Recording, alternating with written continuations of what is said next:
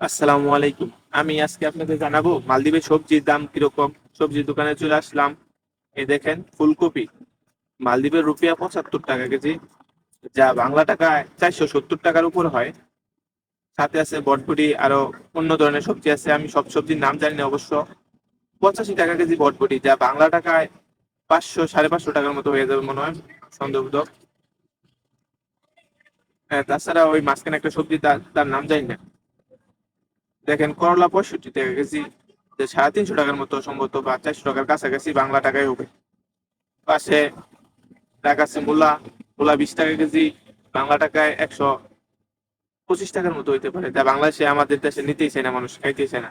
আর এই দেশে এত দাম। এদেশে প্রত্যেকটা সবজির দামই অনেক চওড়া, অনেক বেশি দাম। গাজর 30 টাকা কেজি, যা বাংলা টাকায় 150 টাকার কাছাকাছি চলে যায়। আমার পছন্দের একটা ফল জাম্বুরা। দেখেন জাম্বুরাটা, এখানে মূল্যটা দেখা যাচ্ছে না। জাম্বুরা হইলো 85 টাকা কেজি, যা এই জাম্বুরাটা প্রায় 2 কেজি ওজন আছে। তো এত কিছু দামের ভিতরেও অবাক করা বিষয় হলো এই দেশে চাউল, ময়দা, চিনি এগুলোর দাম কম। চাউল 5 টাকা কেজি, ময়দা 4 টাকা কেজি, আর সাদা চিনি 5 টাকা কেজি।